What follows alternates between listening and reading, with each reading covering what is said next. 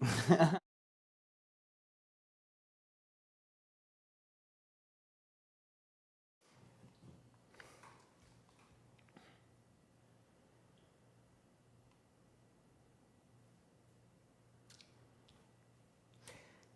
morning, everyone. Hello, Noah. Hey, how's it going? Good, and happy to have you here. How are you doing? It's been a tough morning. It's been a little challenging emotionally, and that's actually a good way to segue into the talk about regenerative communication, because a big part of regenerative communication is speaking from the heart and sharing vulnerably.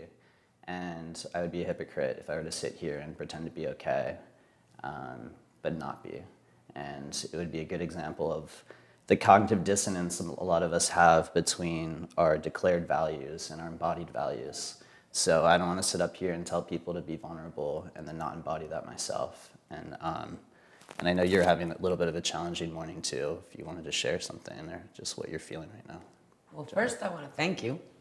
And by the way, everyone, this is Noah Appelbaum from the Loom Studio, and I wanted to introduce him properly, but I love the way that he actually just went straight into the meat of how the importance of vulnerability in regeneration. So yes, I'm also going through a difficult moment. I think a lot of us have been. I've had coming back to Tulum has been a little bit of a challenge for me, but it's actually been good.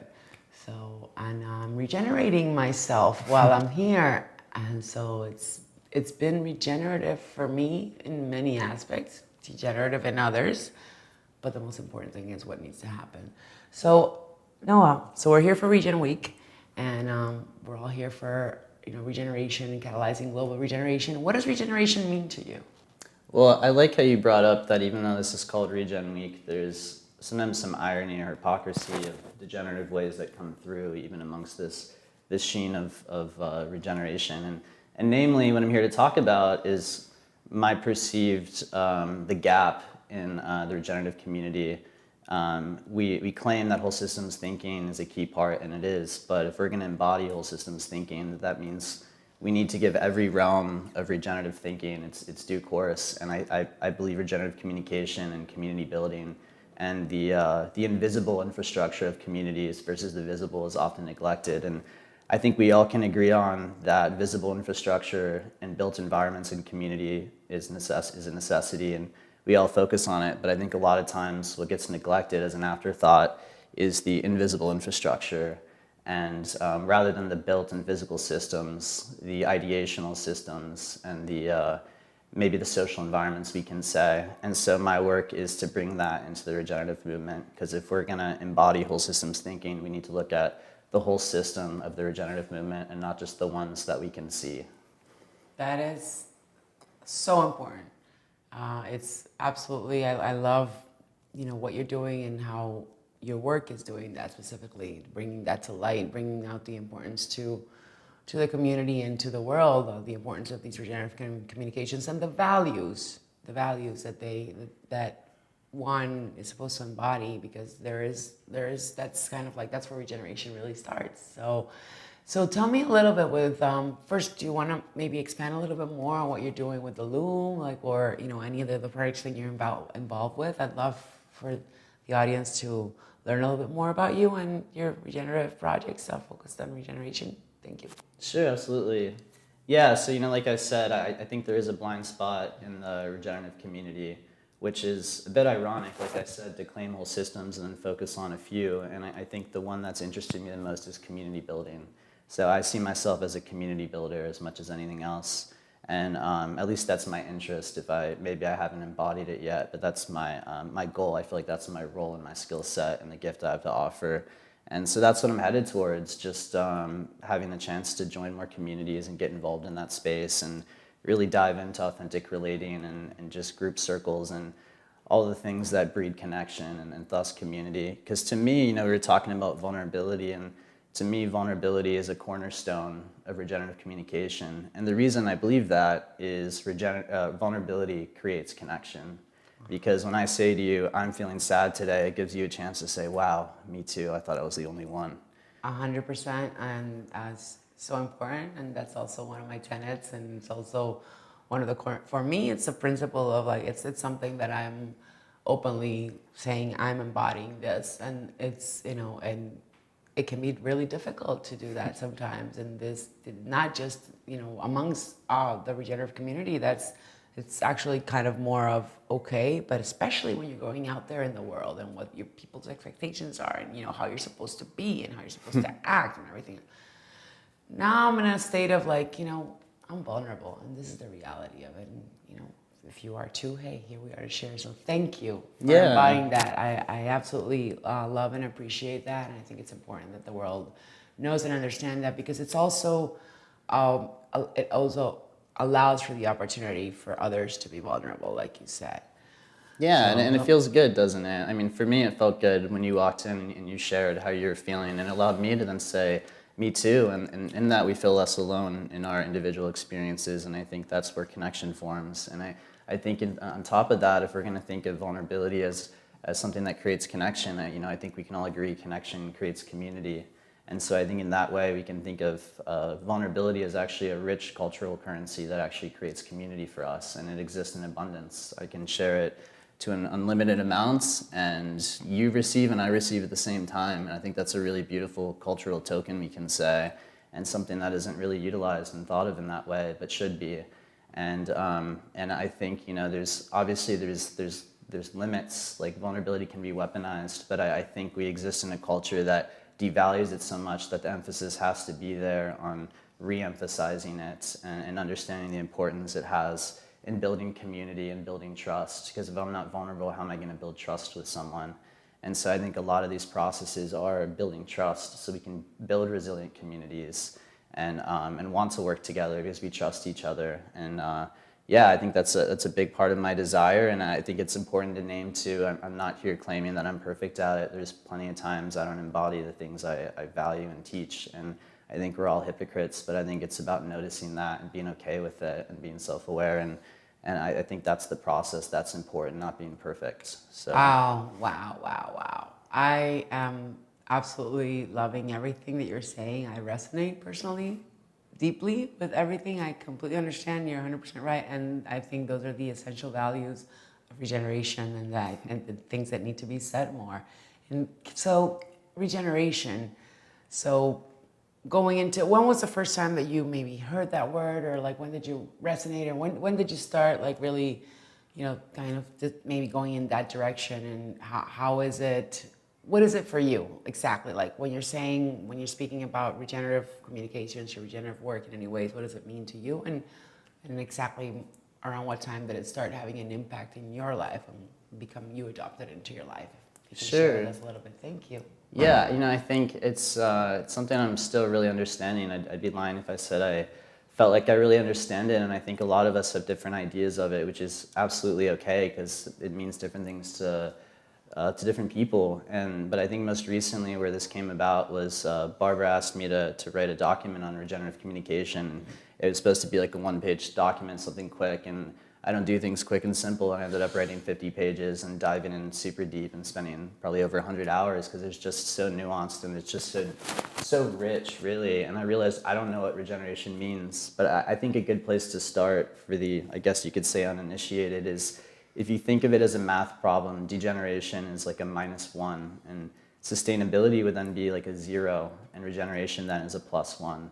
So you're usually adding to the environment, but sometimes even that can be paradoxical, because if you're starting from a deficit and you're adding 1, you might just be getting to 0, and that sustainability is actually, you're adding 1, but you're getting to a place of sustainability. And so it's really tricky to get to the bottom of, and I think sometimes regeneration and sustainability gets conflated a lot, and people use them interchangeably, but they're not. And yeah, I think that it's something that's tricky to define, but that's what's made it so exciting. Is it's fun to be curious and explore, and I get a lot of joy from learning from others what it means to them. And I think that's what's important to share here is, you know, I know a lot of us in this regenerative movement, being open source, you know, being open source in our sharing is really important. And I think that's a value that's absolutely worthwhile, but also giving people their due credit is important. And this was definitely not mostly my idea. The vulnerability part was, but we had a team of people at the Loom that really came up with this. Troy Wiley actually provided the idea of whole systems thinking being a cornerstone of regenerative communication. And on top of that, Robert Schramm added the idea of sacred anger being an important process, because I think a lot of us grew up with dysfunctional relationships with anger. I know I did, and I don't think most of us didn't grow up feeling okay in our anger. It's dangerous, it's unsafe, it's unwelcome. And I think a lot of communication models devalue it in a way of it's violent, like nonviolent communication. There's some language around it, but I don't know that it's as accepting of it as it should be, because if you push away anger, you're not going through a healing process. And usually anger, actually beneath that is actually sadness, and beneath that is pain. And so if you allow that anger in and you manage it in a certain way, and there's obviously boundaries around it, which we're figuring out, you actually allow a regenerative process, because healing is a regenerative process. And so if you ignore anger, you're actually ignoring healing, and you're actually not permitting a regenerative process to happen. And so sacred anger is a really important part for me, and after Robert shared, of what regenerative communication means. And unlike other communication models, accepting sacred anger and actually welcoming it, saying, this is actually a really beautiful opportunity for us to heal because of our relationship with our own anger and others. Thank you for sharing that. Thank you. And I love how you said sacred anger. That's powerful. That's super powerful. And I do believe that that's how it should be, because it is sacred. It's something, and that if you suppress it, then you're very likely going to show up in life in a degenerative manner. So allowing yourself to kind of go through those emotions is about regeneration. And in regeneration, I personally like to say, and from the thought school that I come from, is you cannot transform the world, and you cannot have those outer impacts if you're not transforming yourself first. And that starts with vulnerability, and that starts with acknowledging the anger that you're feeling, and acknowledging everything that's going on inside of you, so that you can then process that and then go out into the world in a more regenerative manner. Yeah, absolutely. So thank you for bringing that up. It's absolutely sumamente importante. Putting a little Spanglish there. So tell me a little bit more about the loom, and your work with the loom, and just can you share a little bit more about that with us, please? Sure, yeah, absolutely. So I guess we actually haven't done too many projects as of now. It's kind of just formed a year ago through the Weave magazine, which is a regenerative magazine.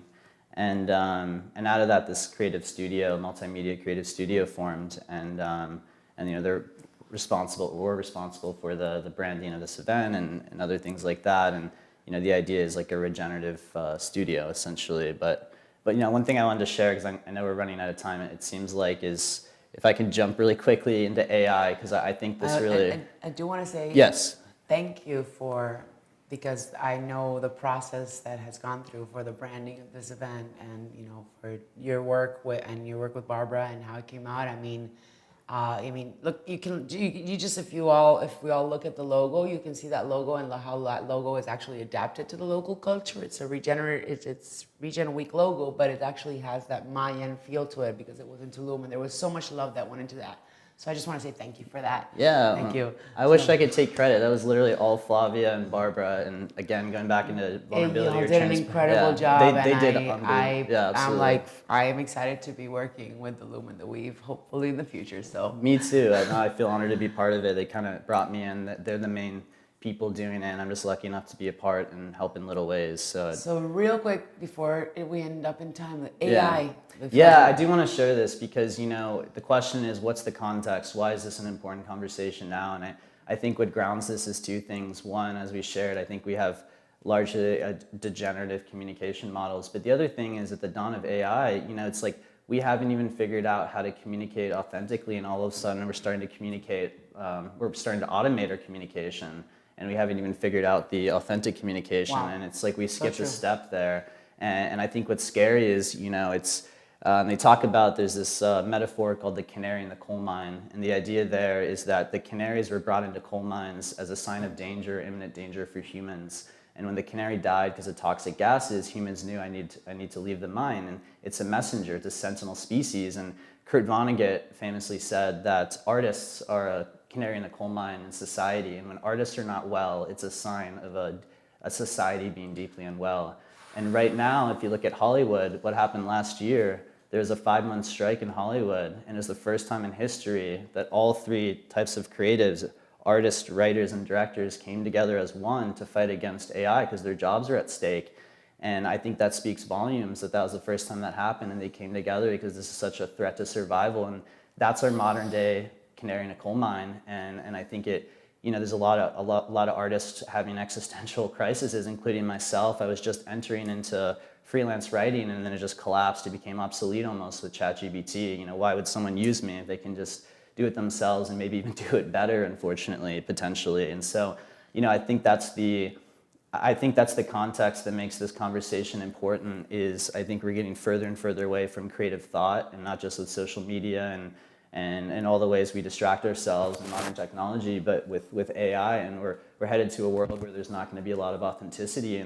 And the last thing I'll say on that, because I think it's important, is I believe that generative AI is inherently degenerative. It's not regenerative. And the reason is humans are made of the head and the heart, and AI doesn't have a heart. So it's inherently degenerative, and that's not whole systems thinking. If you're thinking of whole systems in humans, a human contains thoughts and feelings, and it doesn't have feelings. And so for that reason, I think AI is inherently degenerative. Thank you so much, and thank you for bringing such powerful and important aspects of regeneration to the work. And thank you for sharing all that. I've personally been extremely moved and grateful and happy to have you, and excited to actually dive a lot deeper into these conversations with you. So thank you for being here, Noah. Thank you. Appreciate it. And may your words go out into the universe and spread and expand like the catalyzation that we're doing here with regeneration. Thank you. Thank you.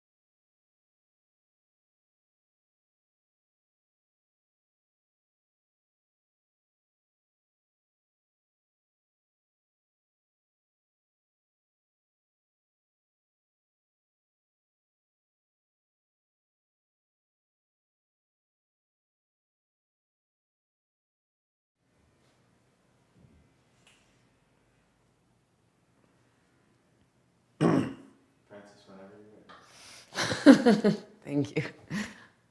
Okay. Oh, sorry. So, hello, Stephen. How are you doing today? I'm doing fantastic. Excellent. Welcome to RegenWeek. I'm excited to be here. Awesome. Well, we're excited and grateful to have you, and we'd love for you to share a little bit more about who you are, what you're doing, and maybe you introduce yourself a little bit to the crowd so that we can start with that aspect, and then we're going to go deeper into regeneration and understanding what your thoughts are on that. All right, well, great. So my name is Dr. Stephen Schwartz, and I'm the president and founder of Bioharmonic Technologies, which is a human optimization technology company that works with sound, light, frequency, and vibration for clearing cellular trauma and regenerating the tissues for optimizing human physiology. And Wow. My background, I'm a chiropractor by license. I've been specializing in reversing chronic degenerative conditions, allergies, and autoimmune diseases since 2000 using exclusively vibrational techniques and technologies. And we basically were running a last resort clinic for 16 years in Denver, Colorado, developing biofeedback systems. And then really it ends up coming to the end user of how can you change your biochemistry through bioresonance and transform and transmute lower degenerative conditional processes and lead to a new hyper level of vibration. And I wrote about this in a book. I'm also an author called Primal Resonance, Discover the Secrets to Health, Vitality, and Optimal Human Performance. It talks about the top 10 ways on how to reverse aging and degeneration using sound, light, frequency, and vibration. Wow. I'm definitely excited to read it. I'm going to be looking into that. I think it's absolutely essential to exactly what we're talking about, to regeneration, starting with yourself.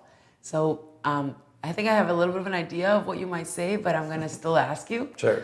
What does regeneration mean for you specifically? I mean, regeneration, so I think to understand regeneration is to reverse, is what's degeneration, which is a breakdown of how can you create a process of proliferation.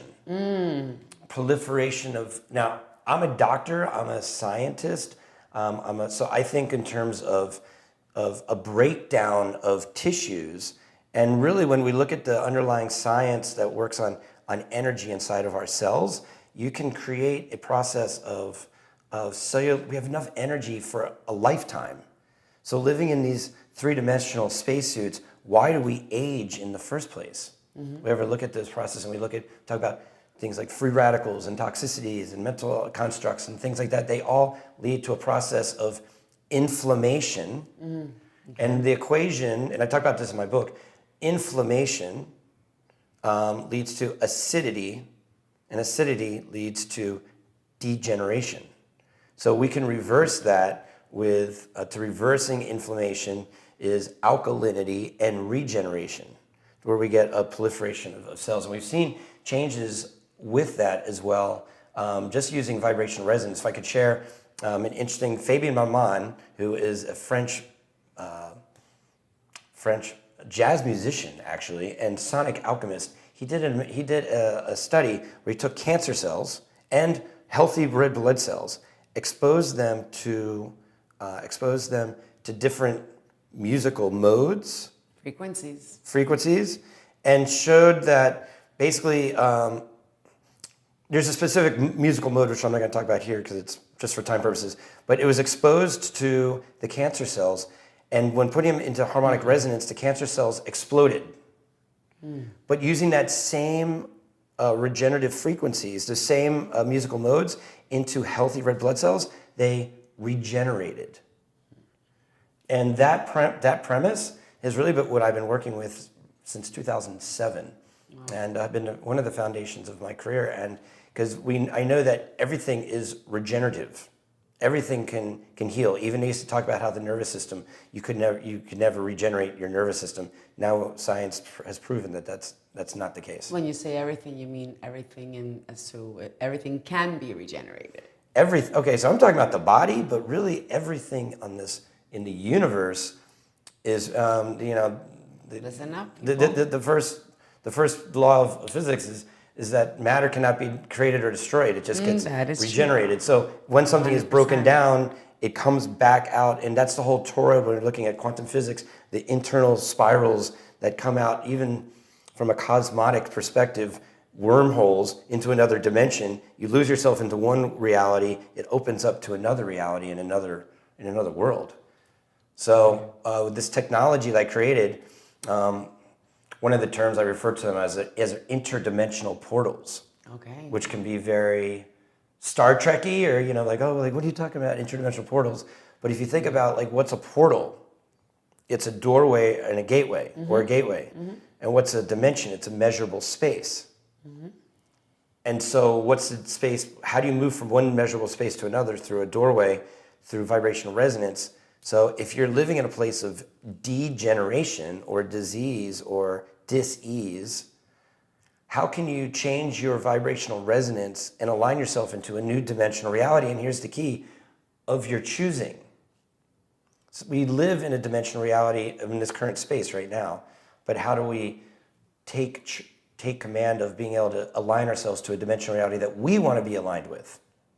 And how do you do that? And how do you, so I also see that as because you're wanting to get yourself out, so you're wanting to get to a different dimensional reality that would be regenerative for you. And this is going into the inner aspects of regeneration. I think it, again, starts with the self, right? So this is super important. So how do you do it? How would you do that? So there's two components to it. There's some aspects that literally take energy from our bodies.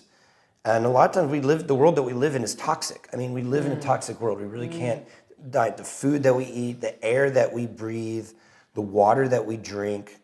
And really what's the number one most toxic thing that all of us are dealing with, regardless of where we live, is the thoughts that we think.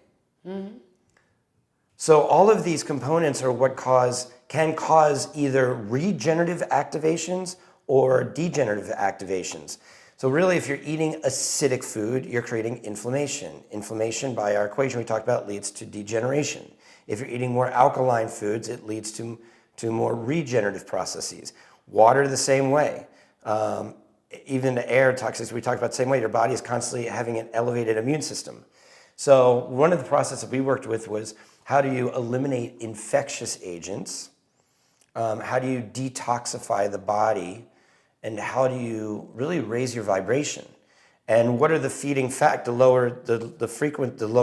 are the key feeding factors into this process is really, I think, raising your vibration. And how do you really do that on the cellular level? It's super important. I mean, it's, again, to me, and this is, I believe it's been a common thread between a lot of the interviews, but you cannot, your vibration is really going to depend, how you're vibrating is going to really depend on how regenerative or not you are showing up in the world, and it's about embodying it. So, but at a cellular level, I mean, it takes it even deeper, so yes. Well, you vibrate, it originates at your cells. I mean, and even when we're looking at other biohacking technologies and things like that that's coming in, if you're affecting the field, okay, so this is a term known as epigenetics. Genetics is how your cells are expressing themselves from the environment out. So if you're living in a degenerative environment, and it could be from a loved one, it could be from a family member, it can be from the space that you're living in, society, all of these, society, the constructs for which we're operating, these things can all be feeding in acidic information that operates at a very specific interplay in our biochemistry called signal transduction. Signal transduction is how our cells communicate. And at the very beginning of that equation there's a receptor site that interacts with the environment, and that receptor is made of something called the living connective tissue matrix. It responds to the environment through vibrational resonance. Wow. That's what it does. That's how it operates. So what is the vibrational resonance that's connecting with that receptor site is what's going to dictate the chemistry that is created. And that chemistry is going to be negative or positive. And it's really kind of just that simple. Now, we're made up of 100 trillion cells, and if we go inside of one of the 100 trillion cells, we have a process known as photonic emission, which is when there's a spark of light and energy is released. And that essentially is what creates our energetic field. So if we can influence that, that is what's going to sprout out our vibrational resonance, our energy field. That is what's going to catalyze and expand that potential that is needed in regeneration. Amazing, amazing, incredible conversations. And can I ask you, in your work in regenerating, in cellular regeneration and through vibrations, which and frequencies, I mean, there's such importance there and in so many different aspects. What trends are you seeing, for example, into the future? Like how is this movement of the regenerative movement that's now maybe, I mean, I think maybe in your work it's a word that was probably like you've been engaging with for a while, but maybe not in the aspects that it's now being engaged with. So maybe going into, when did you actually start using it fully into the work that you're doing, and also what trends are you seeing in that space in your particular work and the aspects of regeneration? Thank you. Yeah, it's a great question. It's a great question. Really, I mean, I'm a chiropractor. My undergrad's in sports medicine. I went to chiropractic school to work with sports athletes, with sports injuries. But really, I ended up having like a spiritual awakening in 2000. And what that spiritual awakening was the effects of energy on the body.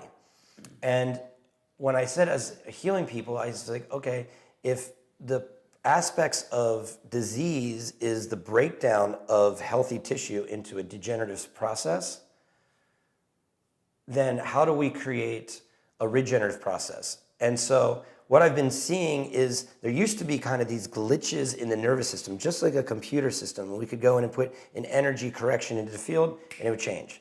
Now we're seeing these core factors from our environment, the food we eat, the air that we drink, the air that we breathe, the water that we drink, and the thoughts that we think, all of these components are feeding into a toxic degenerative process.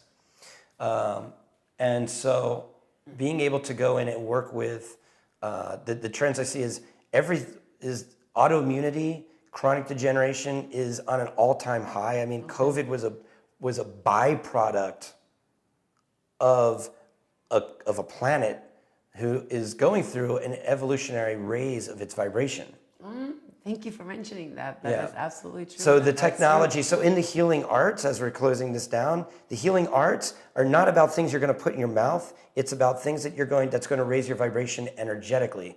And you're going to see that the things three-dimensionally are not really working for us the same they used to, because we are moving away from this three-dimensional space into a higher vibrational resonance. So resonance technologies are now going to be not so much like luxuries, but more the new norm of the new earth science research for humanity. Well, thank you for sharing that. And my sister actually works in the space and we have my niece is in a bit of a process, and she is using resonance and frequencies to heal her. So I completely understand it's so important for that. Are there any last thoughts that you'd like to share for us here in Regen Week? Like, how has it been for you? How can people contact you? And what's inspired you? And just to make it last minute thoughts. So, I mean, I'm really inspired about being in Tulum. I've lived here since 2020. It's just a place of creative, energetic vortex energy, which I really love. So I love being here to raise my vibration. You can contact me. Bioharmonic Technologies is my company. You can, on Instagram, I'm really active on Instagram. Dr. Steven Schwartz or Dr. Vibe, Dr. Vibe on Instagram is the best way to contact me there. And what's been great is the community speaking about how do we expand and regenerate not just ourselves, but this planet. And those are conversations that I'm wanting to not just be a part of, but contribute to the raising the vibration of the planet and harmonizing humanity. And I invite everybody to change their vibe to change their lives. Ooh, I absolutely love that. Thank you so much for being there, and thank you for those beautiful thoughts that I totally resonate with, and they're super important to do. So Thank you. Thank you. Pleasure.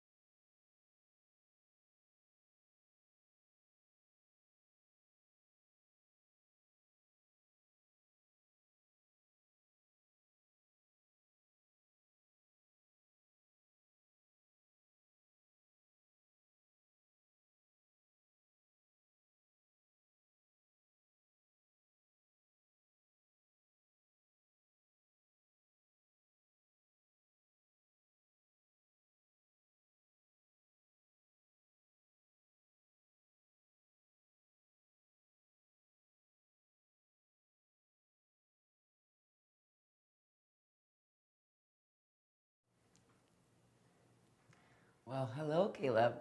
Hi Welcome. there. Hi, Well- hi. Welcome to Region Week live streaming here. How are you doing today? Oh, I'm doing fantastic. Feeling it. Wonderful, wonderful. You're feeling the Region Week emotion going on, and we're on our kind of last thread of the day. So can you, Caleb, introduce yourself maybe to the audience and share a little bit more about who you are and what you do, just as a small introduction, and then we're going to dive a little bit deeper into regeneration and the different aspects of it and what your view of it is. Oh, my pleasure. Thank you. Thank you so much. Yeah, my name is Caleb Garcia Taylor, and I'm here for the Regen Week, just enjoying the vibe here. My background is in fashion and clothing design, and then I'm here doing a project, an eco project based in regeneration, opening up a clinic for earthing and detox and different healing modalities, energy healing, and really bringing me through to the next level of my ultimate manifesto to really, do regenerative healing off grid and in a restorative environment. Beautiful, beautiful. Thank you, and thank you for sharing. And so, so we're all here. We're talking regeneration and so many different aspects of regeneration. I mean, I personally come from the built environment, but we have people that are coming just from wellness and healing methodologies, and so that really regeneration can fit into everything pretty much. But when you hear the word regeneration, what does it mean to you? Well, Francis, I'm really lately into like the etymology, the root words of English, the backwards, forwards, backwards, just like looking at the word itself and not having any predispositions about it. So when I look at the word regeneration, I'm looking at genes, because that's the word that pops out at me, like genes, genetics. And the word generation, taking it further, is like the next, and the word re in front of it, again, it's like the next manifestation of the genes that were before us. Because we are our ancestors. We are the biomaterial of our mothers, and our grandmothers. So we're just the next natural progression of those genes. And to me, it speaks to epigenetics, like reprogramming. What do we want to reset? All the R word, all the re words, and we're coming to that awareness that yes, we're in control of that. We have choices, and we can impact our genetic expressions based on our values and the things we want to manifest. So for me, it's like a very internal basis to it, where it starts inside with what we want to manifest within ourselves, and then it expands. And for me, it's an imaginative. I'll say that again. It's an imaginative process, because we're restoring our imaginative abilities, our imaginative functions that we kind of had a fall from grace from, and this is the mess that we're in. It's like, okay, we're getting back into ourselves, our imaginations, and then based on our imaginations is what we're going to create. It's about creation again. Beautiful, beautiful. I absolutely love how you say that. And again, it's so interesting for me just coming from a different thinking of the word regeneration from the built environment, but also understanding that the awareness and that it has to come from within. But then you just took it to, that level of imaging, which is something that we actually do in land-based projects, and from the thought school that I come from, it's like you're imaging, using your imagination and as to, how you're thinking about something, how you're going to approach something, and that's going to have it's like, your thoughts become a reality, and how you're manifesting and showing up in your life. I mean, I am quite enjoying just listening to all the different incredible aspects of regeneration here. And so, points of view, yeah. I seriously, it's amazing. And when was the first time that, this word came into your life, and like around what time did you start maybe embodying or using regenerative values, or when did you start engaging with that? Maybe in your work, share us a little bit more about in your work, particularly when did your work start resonating with the actual term regeneration that is now being used a lot as a buzzword, but I can completely understand, because there is an entanglement there. Right, an entanglement. That's the key word for me to kind of set me off, because I feel like it's always been ingrained inside of me, in my genetics, in my family background, even when I was trapped kind of in a box, like a corporate religious structure, it was still based on like regenerating new earth type of ideas, even though it was very much controlled and very much, yuck, I thought I was in Istanbul and I kind of was able to break free of those limiting beliefs and really come into a true understanding of what that actually is, like the inside out thing without the limitations, understanding of who we are as, who we are as this divine being. And, I was able to really do a lot of soul searching and awakening at that point. And I think it just came full circle. It came together finally for me instead of just being fragmented. I just came into that appreciation. It was such a great time for me, to kind of break free from a lot of limiting beliefs and really experience the full realm of possibilities of what regeneration can be. And in its process, I mean, I'm reading a book now about it, just the human imagination from this 16th century author, William Blake, and just what is art and just really bringing it full circle for me. So I think it is still a process, but I think it's always been with me, but it's just becoming clarified and refined and taking on a greater, meaning.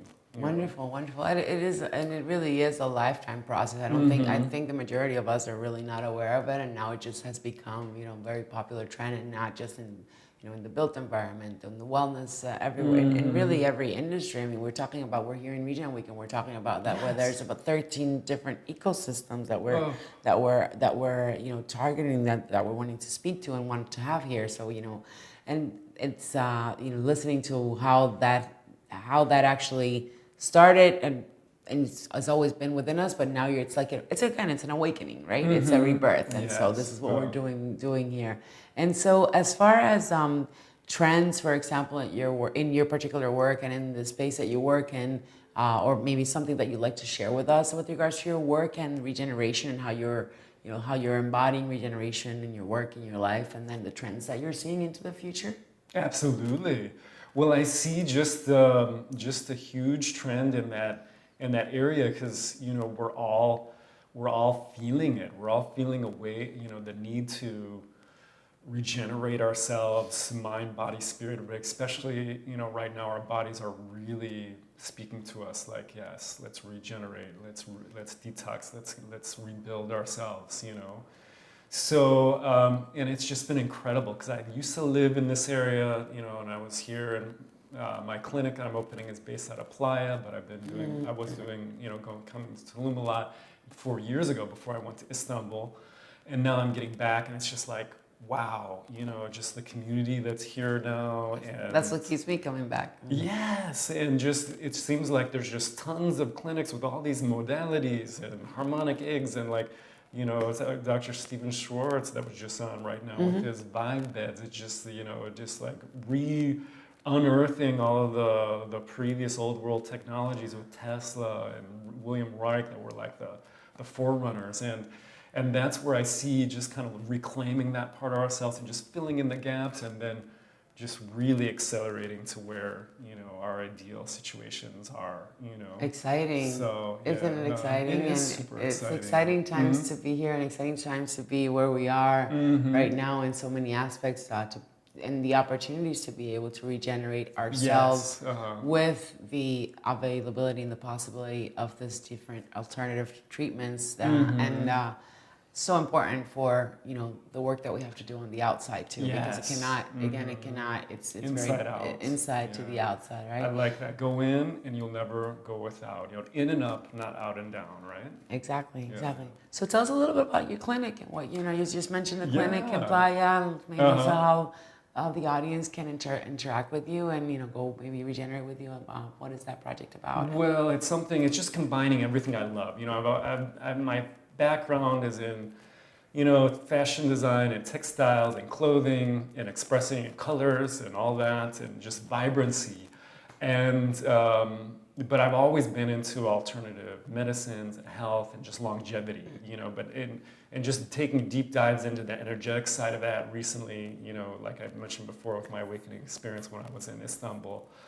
And I'm just putting together a space for earthing It's like where the sky, where the earth meets the sky. It's like replete. It's a rooftop I'm taking over that's just for grounding, full of grounding mats we run down with the grounding rods from the garden, and different healing modalities, energy devices. One that I particularly wanted to speak about because it's just so groundbreaking and it's so accessible for everyone. And this is the key point: accessibility. You know? That is huge. Thank you for saying that. That's also yeah, another part of yeah, regeneration: accessibility, inclusivity. Thank you. Inclusivity, yes. And these energy devices that I'm almost like 90% of done with the first one, but it's a very DIY project.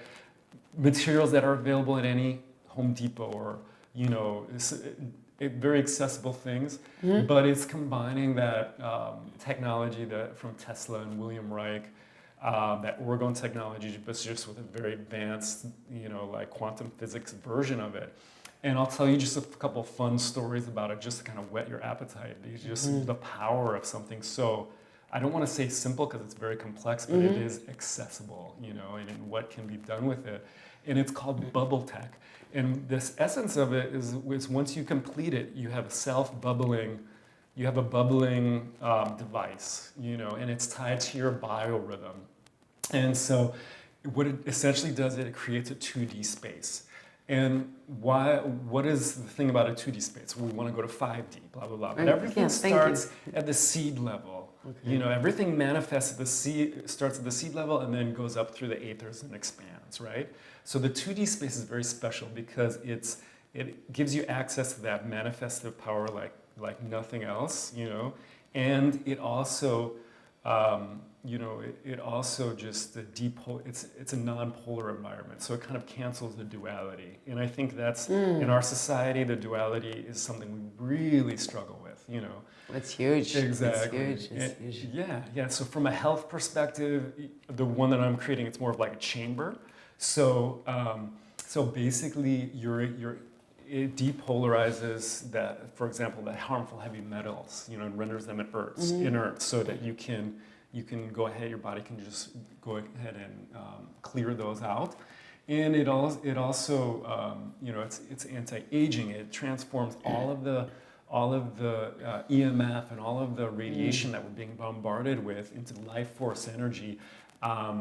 They say once you set it up to look at the cell phone towers that are nearby, and that literally I was in Istanbul, I could see the cell phone towers. The second day they'll say birds will start gathering and nesting, and those are microwaves. You know, birds don't hang out on microwaves. The second day I saw the birds coming and just creating their community because it's life force energy. Beautiful. Yeah, Amazing. yeah, really great. And that is something that you will be having. Yes, that's a healing. It just amazing. creates tangible euphoria.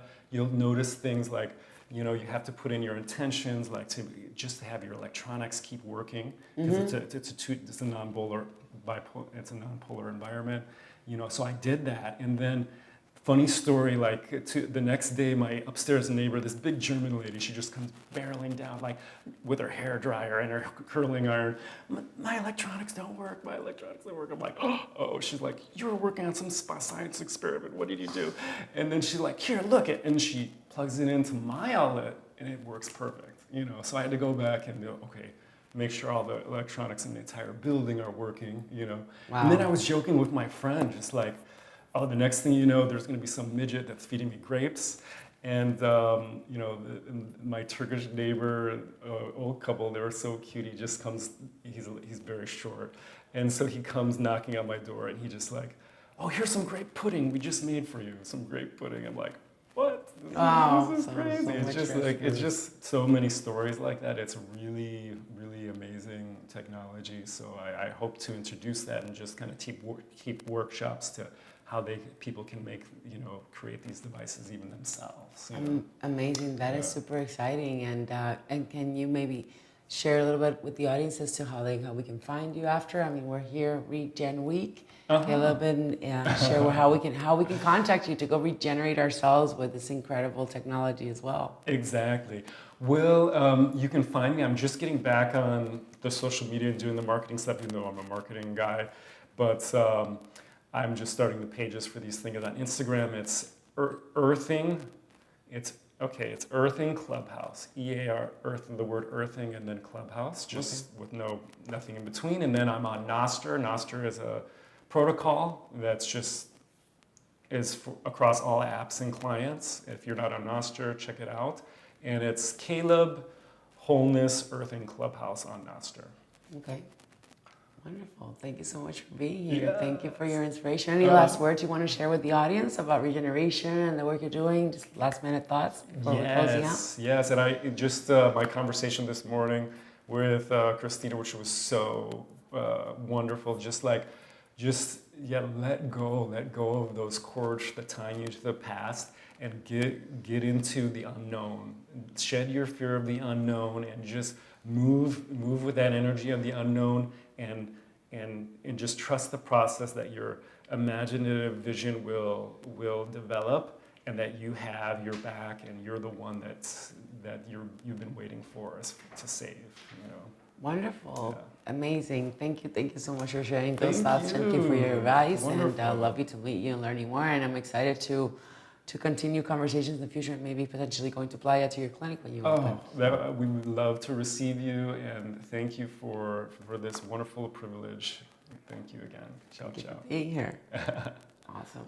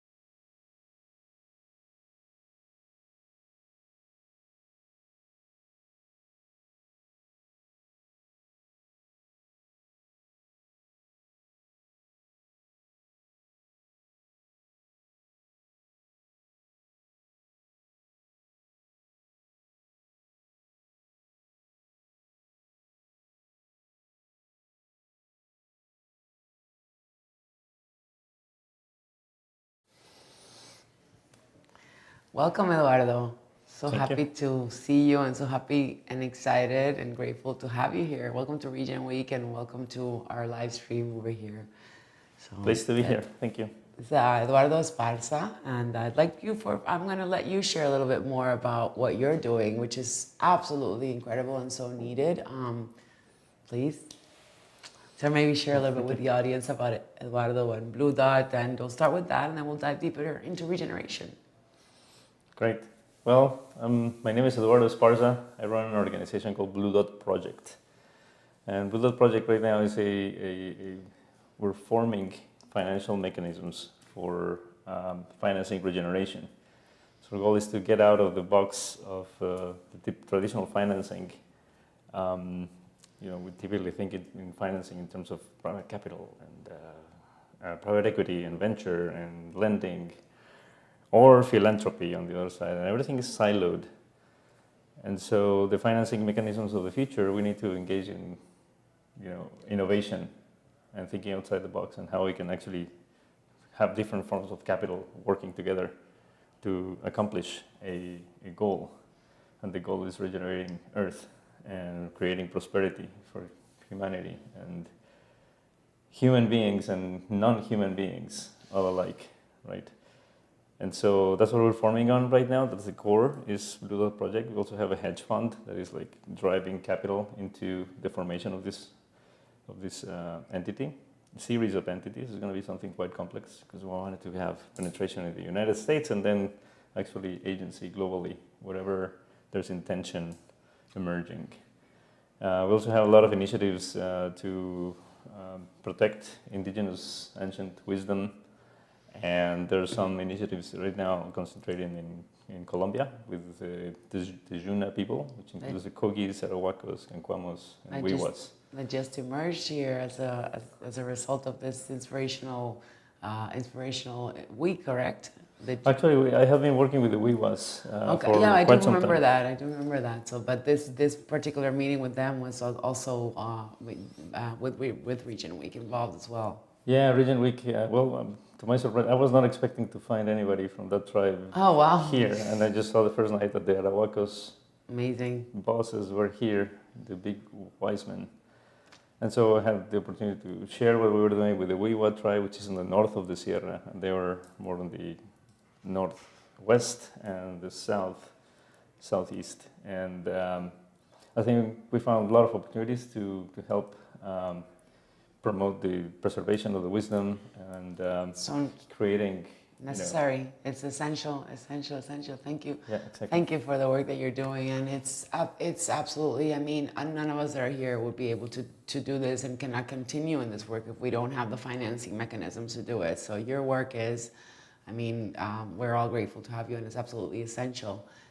So let's go into a little bit of the different aspects of regeneration itself. What does regeneration mean to you? When did you start to, within your work, and you're coming from a finance background, from what I understand, because we met about a year and a half ago through this bioregional regeneration conference, I remember, and I know that you had a finance background a little bit into it, but was regeneration in your life before? Maybe share a little bit with us as to when did it start coming into your life, and what is the meaning for you of regeneration? Thank you.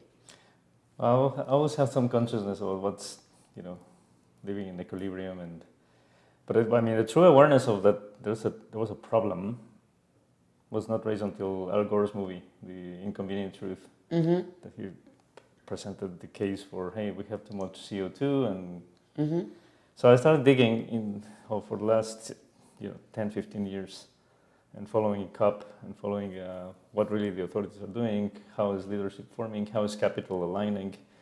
I was an angel investor for startups and a consultant for startups for a long time. And that led me into the world of investments. Okay. So I was quite diversified in the world of hedging stock markets and crypto and all these things. So it was a point in time in which I decided just to shut down all the other initiatives around software and stop driving capital to software. So like the world doesn't need another accounting software, right? Another CRM. We don't need that.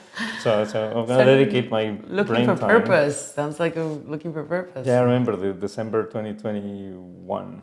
Wow. When I took the decision to say, you know what, I'm going to deprioritize anything software and I'm just going to focus completely on climate. And in digging climate, I found out that there's, you know, my angle was investment, so I wanted to see where capital is flowing, and I saw that more than half of the capital was flowing into electrical vehicles. I'm like, that's not going to cut it. I mean, going electrical vehicles and putting solar panels is not going to cut it. So natural capital was a large unattended bucket. Yes. We need $1 trillion flowing into natural capital, and we have 100 billion flowing into that category every year right now. And the reason is that there's no investability around nature. Yes. And so that drove me into the whole rabbit hole of understanding what will make nature investable and attractive for people to start actually respecting it. And so that led me to indigenous wisdom, right? Indigenous have been able to live in harmony with their environment for millennia.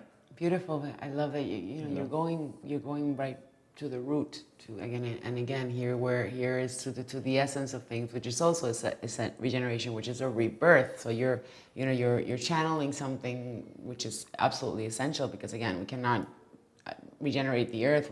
We started with regenerating ourselves, and then with the intention of regenerating the earth, but we cannot do that anywhere if the financial capital is not flowing in that direction, and we know there's a lot of difficulties. Can you share a little bit with us as to how you're embodying regeneration in your work? And I mean, as far as like finances, we're talking about finances, and we know that there's such degenerative and extractive practices out there, and I know that you're building new models for out there. So maybe share a little bit more with us about what's happening in that direction, and to building regenerative financial models for Blue Dot Project and what you're engaging with.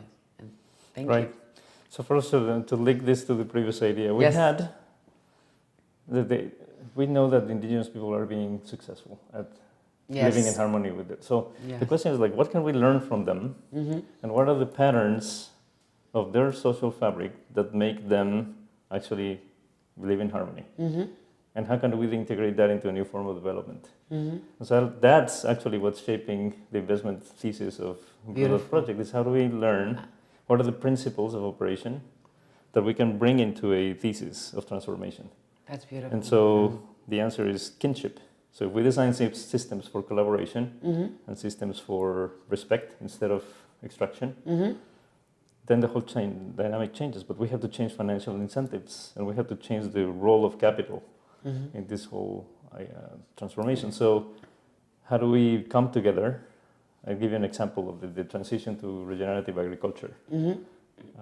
If you are an industrial farmer and you are in debt, 90% of your profit comes from subsidies, and you're growing things that are hurting the earth. Yes. And this is a vicious cycle. In order to get out of that, you need to engage in a process of detoxifying the land and getting out of that. All these things. This requires about 3 to 5 years of a valley, of losses. And nobody understands that in the financing for farmers right now. No, we talked about this conversation. I remember we had this conversation over the phone when I was in Dominican, when we discussed, the producers, the campesinos that are producing cannot leave the traditional system because nobody's financing that transition, and their land needs to heal. But in that time, they're not working. They're not able to produce anything. They need to eat from their daily production. So exactly. So that's why I'm embodying that. I mean, by bringing different sources of capital and objectives together into the same table, we have philanthropic money with some mandates for impact tied to SDG goals from the UN. And then we have also grant money to meet some objectives from a government agenda. Then we have private capital looking for a return and impact as well, but I mean non-concessional. They're looking for a return. So the European Union with the International Bank for Development over there, that has showed a very specific, very good case for de-risking private capital.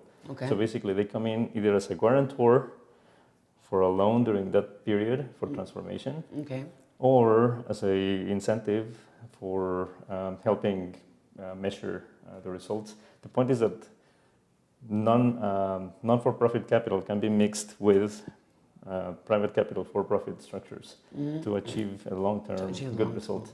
The same thing can be applied for real estate, for energy transitions, and the formation of community and social structures, the social capital that we so much need. Beautiful. And I mean, I would love for the audience to know a little bit more about the direction that you're going with Blue Dot Project. I mean, I personally know it and I love it and that vision, and it's so much in alignment with some of the work that I'm doing, but I maybe share a little bit more about the direction. We're talking about really bioregionals, land development. It's not just about the fact that you're looking at the way to finance this, but the magnitude of everything that's going on with the work that you're doing, and then also maybe some projects that you might be excited about, or that you're engaging with. You mentioned something that I loved the other day. Is this is the projects that I'm investing in for myself. So it's also something. The fact that you're looking at it as something that is also for you, it's not just a normal investment. It's something that you have to feel like you're going to also live there. I really loved listening to that the other day. So yeah, I'll just expand a little bit more so that the audience can understand. Thank you. Yeah, so right now we're mapping the landscape. And mapping the landscape means understanding actually how can a regenerative community can come to life. Mm-hmm. And then there's like physical infrastructure, which we're so used to, mm-hmm. right? So if we look at this from a developer standpoint, it's like the project's done when the buildings are done. Mm. And from the social fabric infrastructure side of things, actually that's the community formation. So mapping the landscape for us right now is like really understanding what are all the pieces that form community, and really understanding where the gaps are. What I'm getting right now is that we're missing some platforms for mm-hmm. community formation, so that investment capital can come in and be de-risked, because we depend on the success of the community. We want the community to be successful. So right now in the middle of that, we need to understand that landscape very mm-hmm. well. And then the next day for us is actually designing the financing mechanisms for each one of it, so that we can attract the right kind of capital, either by vertical, by asset class, or a systemic approach. Mm-hmm. And so yes, I mean, this is both a professional and a personal. There's no duality anymore. I mean, I do want to live in these communities. I've interacted with indigenous. I visited regenerative communities, and I love the concept of, it's a support network. Yes, it's a support network for prosperity.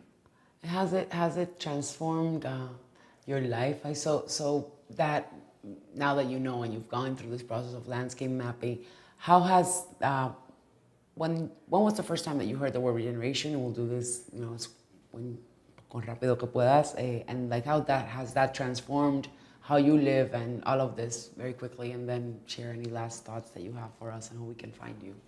Thank you. Well, the actual concept of regeneration, I heard it from Joe Brewer for the first time. And I read his book, I met him, we walked together the lands of the delta of the Colorado River. I supported the design school for some time. I'm still a supporter, I'm a fan. And actually he asked one question in one of the meetings that we had, and he said, you don't need me, you don't need leaders. I mean, you can do this thing yourself, just like the water you're drinking today, where does it come from, do you know? You know the state of the aquifers and the watersheds actually that are giving you that water? That's a key word in this environment. No, actually I don't. I mean, I know that it's come from the Colorado River. I was in Mexicali at the time. So that led me actually to go into Peonia, one of the tributary regions of the Colorado River.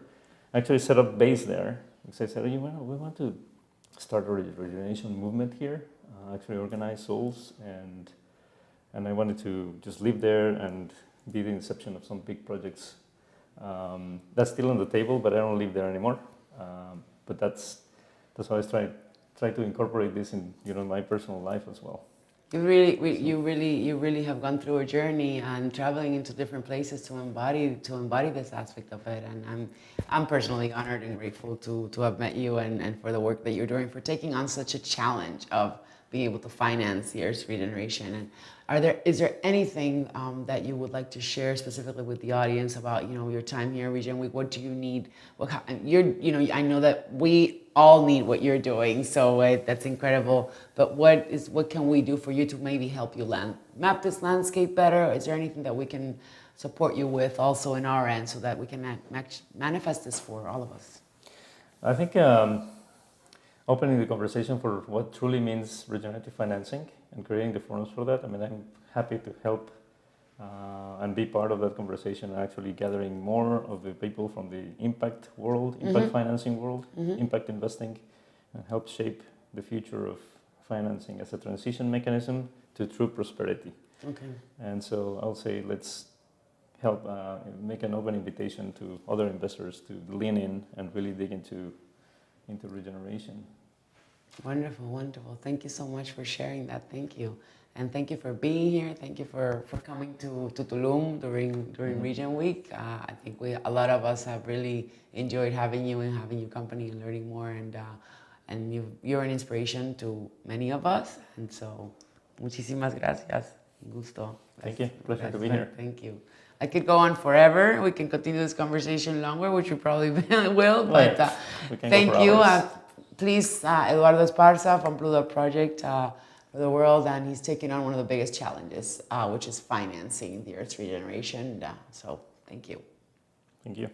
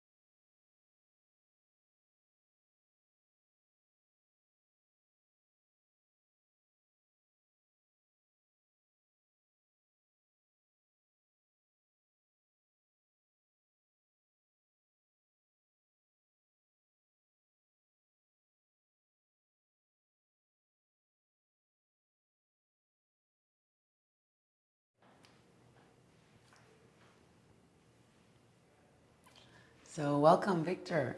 Thank you. So lovely to have you here. So grateful to have you here. Thank you for coming to Regen Week. Thank you for coming to Tulum and blessing us with your presence and the work that you're doing. So we're here and we have a beautiful audience watching us and learning more about regeneration and your true inspiration in the field. Can you tell a little bit to the audience what is, just a little bit more about yourself, Victor Vorsky, and just maybe what you share a little bit about your organization, what you're doing, just to introduce, and then we'll go deep into regeneration, just finding out a little bit more about what regeneration is for you, but after the introduction. Thank you. Thank you. So my name is Victor. I live in Portugal. I've been in Portugal for 6 years. Before that, I've lived in many different places. I identify as from Earth, maybe European if you want to really put me down, but I spent a long time in Japan and it's definitely one of my spiritual homes. So in the regenerative space, I'm working on two key things now. One is building a village in Portugal, Ericeira, 45 minutes north of Lisbon, beautiful location. Going on that whole real estate community and that wild journey which so many people here are on, a lot of learning. And I'm organizing a festival conference gathering, a new form of coming together for the regenerative ecosystem. As the ecosystem, regeneration is about reinventing and rethinking many things. I think rethinking how we gather and how we come together is a key part of that.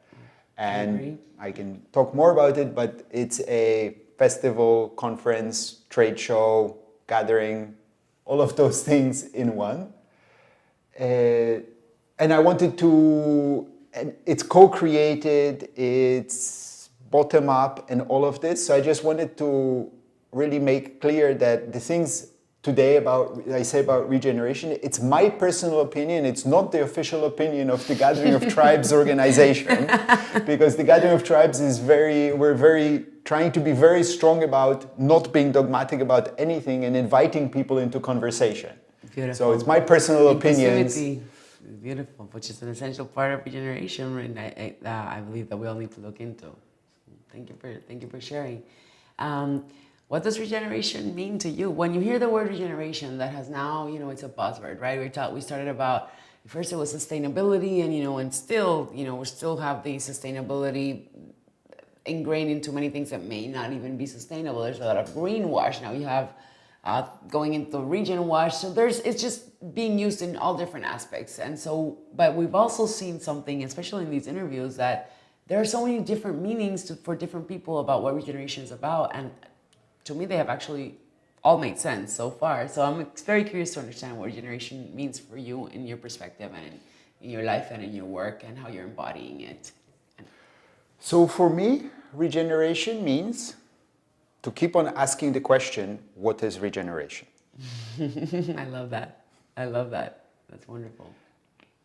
And it might sound facetious, but I actually do mean it. It's a koan. And what it means to me is that regeneration is a process. It's a journey, not a destination. Anything, the second we try and put it into a box or write it down into a fixed kinds of thing, sooner or later, that's not going to be the right answer. I'm a huge believer in good questions, and good questions last forever. The ones that Greek philosophers left us, they're still valid. I love the chat that you started keeping the conversation flowing. So. Yeah. So for me, actually, it's more interesting if we both share the same question, but we have different answers. Yeah. Because I'm like, wow, we're both coming from the same ethos, and you think regeneration is this, for me it's this, there's a difference. If we both have the same answer, it's nice, it's validating, but it's not generative. That's exactly, you just mentioned a key aspect. I mean, for me, and again, and thank you for saying it's a journey. For me, I have been like, this is regeneration, very kind of straight and like what I thought it was. And then I have learned so much in this journey that I'm, expanding my views. And I'm like, no, this is, there's so many different aspects to it. But you just mentioned something that is key, at least in, for example, in land-based projects and the work and the community that you're working on, is being able to look at those different perspectives that everybody has as to it relates to a project. So you cannot expand the potential with also regeneration is expanding the potential of a project and expanding the potential of whatever you're working on. And bringing those different questions together from different people, from different perspectives, from different stakeholders. So that's a key aspect of regeneration right there that you just mentioned, is keep asking the questions. And so thank you for bringing that up. I think it's completely aligned. And so in your work today, tell us a little bit about what I would say what regeneration. Can I Yeah. before we go to that, Yeah. can I add Yeah. one more thing? Yes, The other please. thing, because as part of the gathering, we've done questioning regeneration series. I like that. And Awesome. trying to generate the questions. And one thing that came to me is regeneration is a feeling. That's true. Very true. I mean, I'm still trying to figure it out. I'm a man. For me, feelings are for feeling, not for talking about. So just learning how to... vulnerability is also that's where we go into the vulnerability aspect So of just regeneration. learning to talk, but I think it's an interesting, because there is something, right? When it's regenerative, you can feel it, right? Yeah, You can feel it, right? 100%. You can feel it. And when it's So degenerative what as well. is that feeling? It's an interesting idea. I'm starting to play with it. And I think it's also about, you can also feel when it's degenerative. So when it's regenerative, I mean, it's the emotions. I mean, it feels good. It feels life affirming.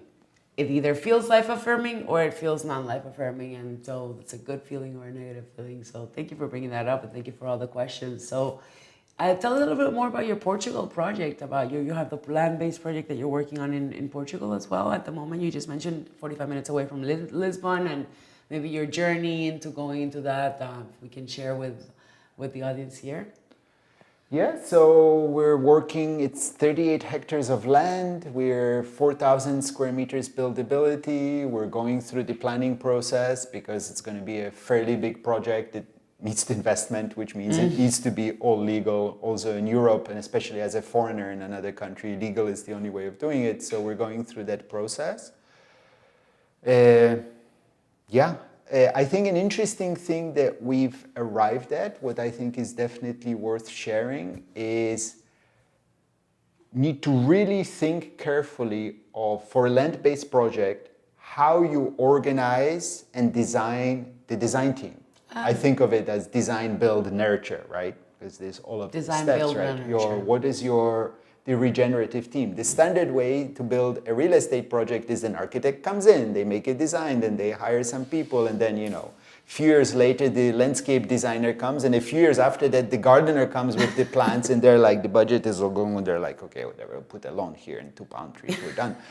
But that's clearly not regenerative. There is also the whole idea of metrics, right? I think it's really important. We can talk about regeneration, it's all really nice and happy, but investors and the world at large is like, metrics. okay, show us some numbers. Yes, thank you. It's hard, but I think we have to engage with this, so we do come up with some metrics. So I found some amazing metrics people, but they need to be there from the start of the process. Biophilic design, landscape, how you work with this. So I think you need to really think through carefully how you put together the team, who's at the table of the start, what are their roles, right? I think it needs to be a circle, not the usual pyramid with an architect at the top. 100%. Which is very challenging, of course, for architects that are used to be sitting at the top of a pyramid. Very much so. But I think that's a key learning we've come to. Yeah. And then the other key learning is, like it or not, real estate means money. So need to have the, it needs to make sense, the it needs ROI to make terms for sense financially, and I'm sorry, but if you're coming to a real estate project with a negative attitude towards money, you're either A, not going to succeed, or B, you're going to be miserable, most likely both. Beautiful. So just accept it and either find the right people who can make the abundance flow for your project, or just accept it and do it yourself. That's major key points there that you mentioned. I love all of them, and coming from a background of real estate from 20 years of my life. I've been working in the real estate environment for 20 years of my life, and then started in regenerative development projects, or regeneration, if you will, 3 years ago. Everything is so much in alignment. You mentioned something about the design, build, nurture. and I'm in my own journey of regenerative development projects. I've been learning the integrative design process as a part of what I'm weaving into my projects and how we work at Smart Green Group. And so, can you share a little bit more about what your process is and when you are engaging with that design team, the community for a land-based project, and how what that design, build, nurture project is, and choosing the people, choosing the actor. That's so important. I think in the way our approach, and I like to say our approach because I'm learning so much about all the different approaches, and I'm really, really enjoying seeing where there's things that are overlapping and things that are just different and that I can learn from. I think that's also a part that's regenerating me. But yeah, how are you going about that? The integrative design process, you choose kind of everybody, all of the stakeholders, all of the actors in the projects are there up front. How are you envisioning the process that you are working with in your project? So, I mean, maybe the first key thing in our project is built along exit to community lines. Okay. So there is a project team. You can call it developer-led if you like. So we're the development team. Mm-hmm. And then the goal is to exit to community. I really, looking at the world, business, starting all kinds of projects, communities are really shitty at innovation. It's just not what communities are good at. There's a reason why design by committee is a derogative term. But communities are really great at keeping things going for the long term. Mm-hmm. So whilst small groups of tight project teams, visionary leader or a highly aligned team are really good at innovation, but are not good at keeping things for the long term. And by long term, I mean hundreds of years. So how can we combine both models? And that's where I think exit to community is a good combination. You get this high concentrated focused team, which gets rewarded for their work at the start. But in the long run, the goal is to hand over to the village owns the village and the community owns the land. Beautiful. So that's the model we're working towards, and we're still in early stages, like pre-planning, but our goal is to create a design team that has a biophilic expert and impact metrics experts with a great regenerative designer, architect, and planting nature experts all together from the start. Right now, effectively, all work is remote one way or another. Yes. So we want to start with a retreat, like a 3-4 day retreat to bring the team together. Feel the land. Yeah. Feel the land, beautiful. And I think this is a key thing with regeneration and also in many ways with the new technologies that allows us to work much more human way. Yes. Yes. Right? And the connection is coming together as a group, as a team, cooking together, eating together, washing dishes together. That's what makes the community. Yeah, really it makes the community, but it also makes any team, any connection, everything. Right? It's that is going into that deeper connection where you can actually really, get to know each other truly, because technology is wonderful, but at one point when you're face to face and you really connect at that level, it's really, I think, when things become real and authentic. So thank you for that, and I'm excited to continue to follow your work and learn more about your projects.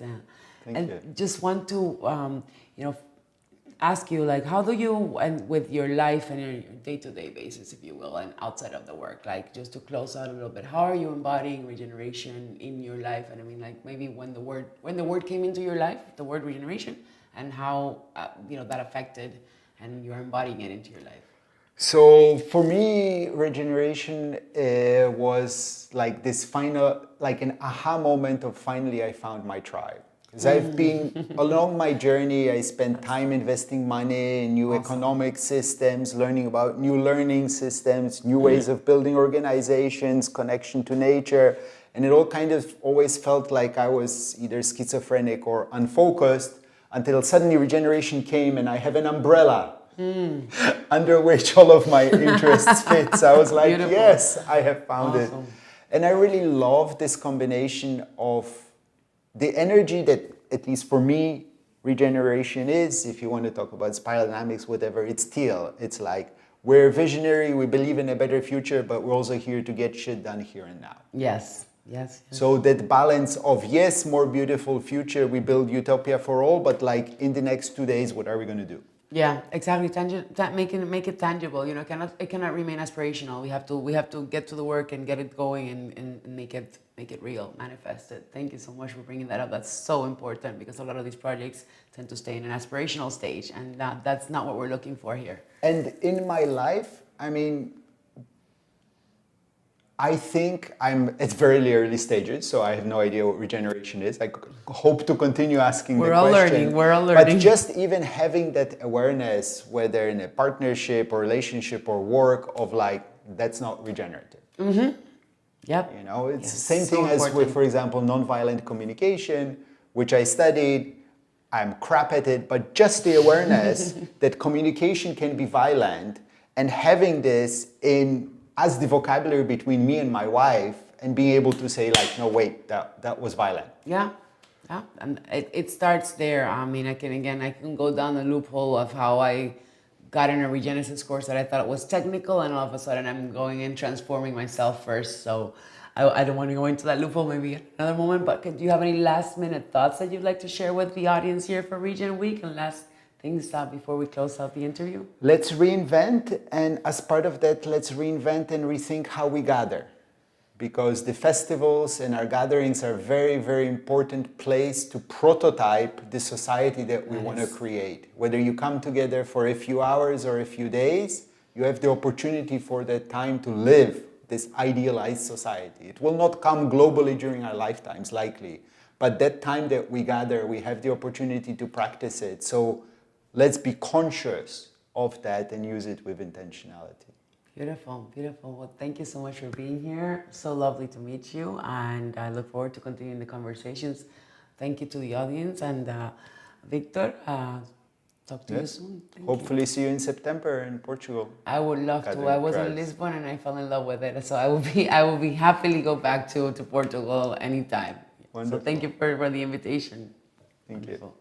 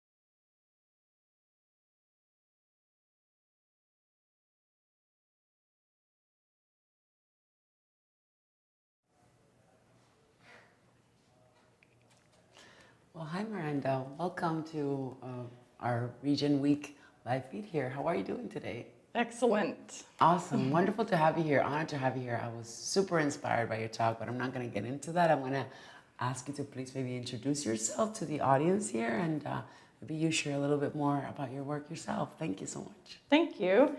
I'm Miranda Clendenning. I've been working in the regenerative space since, I think, 2016 when I first heard the term and started working with all of that. Mom of 5, whole systems regenerative community developer. Beautiful. I also work in tech and lots of regenerative spaces. Amazing, amazing. And so we're here for Region Week, and we are, bringing together a number of individuals from really all different industries and different spaces, and that are now all in this regenerative space, a space that has, it's a movement that is growing, and then the word itself is also become a little bit of a buzzword in many cases. And so we wanted to dive deeper into the term regeneration and what it means to the people that are here. So what does regeneration mean in your life? Like what does it mean for you? You just said when was the first time. Was that the first time that you heard it in 2016? Yeah, and then I started actually speaking about it. I worked with the United Nations Sustainable Development Goals, and a lot of sustainability was kind of the buzzword then.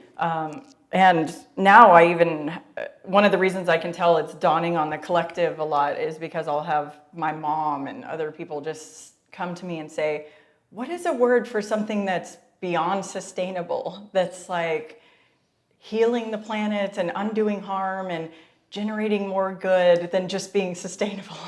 Regenerative. Beautiful. They're like, oh yeah, that's the word. And then they start using it, and they've already realized we need to be going that level, not just sustainable and not doing harm, but really regenerating. Beautiful. And so what does it mean to you specifically?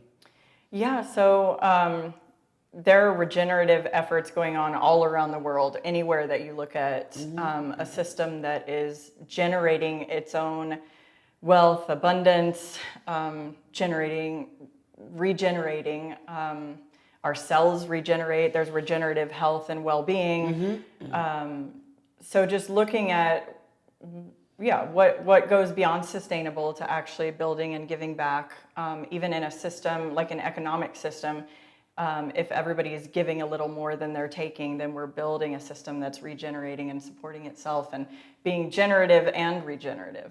So going that extra step, undoing, we have done a lot of harm to this planet. So we do have to look at not just starting with sustainable practices now, but how do we heal and regenerate the soil, regenerate all the plants that are growing, undo the harm that's being done as well. And how do you, and you mentioned, and you went into both the external aspect and the inner aspect that you stated at the moment, regenerating your cells, and then maybe the inner work. How do you feel that we're able to do that we can regenerate the planet, and how does maybe the inner factor, the human connection, the just healing humanity aspect of it have to do with it? I'd love to learn your thoughts a little bit more about that direction of things. Yeah, I actually work in this a lot, and with ourselves, actually the process of growing younger and regeneration and neural regeneration, cellular regeneration is all a thing that's a big study right now, because it is possible to actually undo harm within our bodies and kind of grow younger, tap into that stem cell point of life and really regenerate. And there's a lot of processes to do that. There's technologies that help us do that.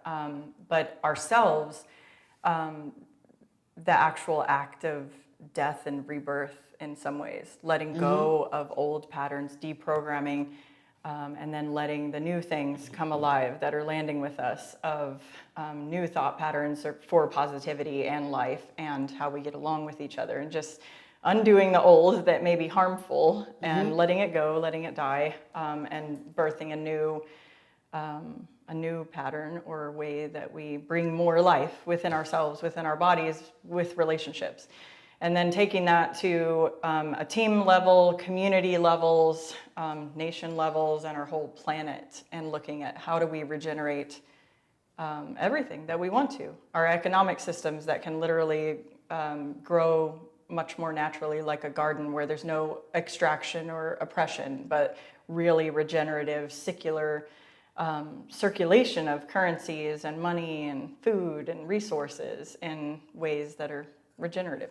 Beautiful, beautiful. Thank you for sharing that. And well, you did just say that is related very much to your work. Can you share a little bit more about how you're expressing that in your work, your organization, and share a little bit more about that as well, so that the audience can be aware? So, yeah.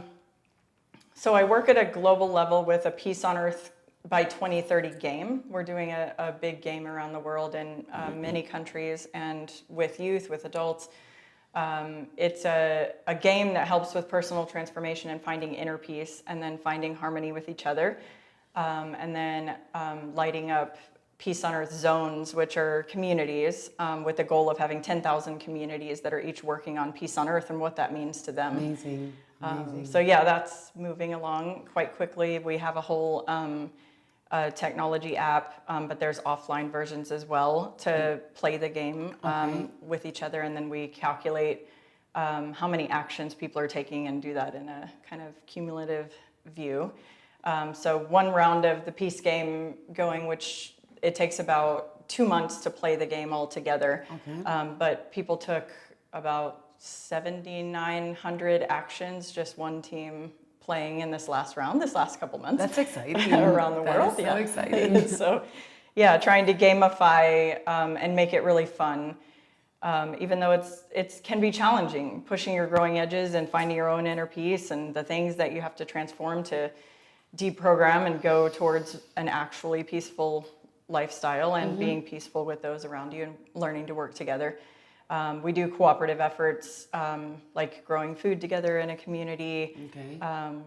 In Afghanistan, girls being able to get education and learn to read together when that isn't happening anywhere else. In Africa, teams go from 30 people to 800 overnight. Because the whole town and community will come in and say, yeah, we're supposed to be cooperating to grow food together and we want to do this together. So amazing. The power of community there that you're seeing. That's beautiful. It's amazing. And then in Boulder, where I live, we have One World Academy, where we're really focusing on a regenerative, decentralized village. So it's an academy that people come into, go through some of the personal transformation, learning to work together more as teams, and then they can pick different projects that we're doing, events or building projects, food growing projects. There's lots of projects popping up all the time, but kind of using that space as an incubator for how we bring in solutions for regenerative efforts and really learn from thought leaders and what's going on, and then put them into action. Think and do tanks, basically, as people are learning principles of really working together. Amazing, beautiful. Thank you so much for sharing that incredible work. And how can the audience engage in any of these projects? Maybe the one thing you just shared that you have offline versions and online versions. So just go to peace2030.earth. That's the website, peace2030.earth. And if you put contact us, you'll get a hold of me directly. Okay, awesome. But you can sign up on there and find out about our info sessions and how to join the game next. Awesome. I'm excited to look into that. And so what we have here, we're here at RegenWeek again. We're bringing in all of these inspiring individuals in the regeneration space. Maybe I'd like to learn a little bit more about what projects that you've seen here or that you're engaging with are, and you're working in a global organization and having impact already, and maybe like groundbreaking projects. What are you excited about? Have you seen any projects that are you excited about? What are the trends that you're seeing in this direction? Oh yeah, absolutely. I would say some of the most exciting ones, Core Nexus with Adam Apollo, that technology, we absolutely need it to go the next directions that we're going. We work with Unify doing impact global meditations and impact projects, and with that alone, we have 29,000 impact organizations that are in our network. Incredible. But we don't have a way to really work with them yet. We need what they're building with having missions that can have a bounty that philanthropists and impact people can come in and fund, and then project groups. There. Yeah. Amazing. So loving the integration that is going into that. Yeah. And then Mark Kane and what he's working on with Open World Alliance and Phoenix FinTech, and just so much that they're tapping into with resource flow in the future and being able to fund impact projects and groups that are doing boots on the ground effort. Those are two of the amazing ones. Kamara with Masterminding Eden. I really see us all being together a year from now in Puerto Rico with RegenWeek. I love Puerto Rico. Puerto Rico is like a evolutionary leap point, basically, because they had the hurricane come through, and now everybody's looking at how do we get energy self-sufficient, food self-sufficient. Yeah, I'm Puerto Rican myself. I was born in Puerto Rico, so and it's a Puerto Rican Dominican, but I go every other month since 2018. And it's a very resilient community there in Puerto Rico. So yeah, I'm excited about that too. And this is something that actually came up during your panel, and you just brought it up now again. It's boots on the ground projects and impact. So coming from me, I'm working in underdeveloped nations like Mexico, like the Dominican Republic, and so where there's things that are very difficult to actually measure impact because the local systems are just not there yet. How are you guys working with that aspect of boots on the ground in nations and governments that are, it's a completely different system that may be happening in developed and First Nations, not like really when you're looking at third world, if you will. Yeah, well, when tracking impact, we look at things on multi-layers, what's called integral audits and integral accounting, many layers of capital and looking at what's actually making a difference. So for us, like the levels of inspiring cooperation around a unified goal, a bigger unified goal being peace on earth communities, but then that can mean a lot of things underneath. Do you want your goal to be growing food together? And then being able to measure not just the food that's being produced, but the amount of people that are coming in, your social capital, the amount of communication happening, the amount of coordination and cooperation actually happening, how many organizations are coming in to help, are you gathering the resource flow and giving tools for that more? And then the actual planting of gardens, how much food is coming out of it, and then how that's distributed to people. But looking at how is that really affecting the happiness and health of people and families and the whole community itself, and causing a cohesiveness, the connections themselves and the cooperation itself can cause a lot more to happen, even with very little resources. Food growing is one of those common there, and you can go a long ways with where that ends up going. So amazing. Beautiful to learn that. I'm excited to actually learn more, go into your websites and learn more about the different organizations or projects that you have in the regions that I'm working with. Do you have anything that you would like to share? What can we do for you? How can we help you? And anything that you'd like to share with the audience before we close out the interview here that you would want everybody to know and hear about regeneration and the work you're doing in RegenWeek? Yeah, I would just say the biggest thing we can do is have hope and faith and know that it is possible. Everything that we're talking about is not only possible, but there is a regeneration renaissance that's going on right now that is happening very big, getting much bigger. To come from hearing this term in 2016 to where we are now, which is, I believe, in the tens of millions, if not hundreds of millions of people already working towards these kind of efforts and healing our planet. And humans are hearing the call of, stop the polluting so much, stop the separation so much, get in tune with earth, grow your own food, be with the people around you. So having that hope and just saying that, spreading that to everybody. There's a serious lack of hope with a lot of people, but the hope we can give to just share that it's truly happening. Yeah. The new world is being built. A new earth is emerging. And hasn't RegenWeek been an example of that? We just have had such incredible, inspiring humans.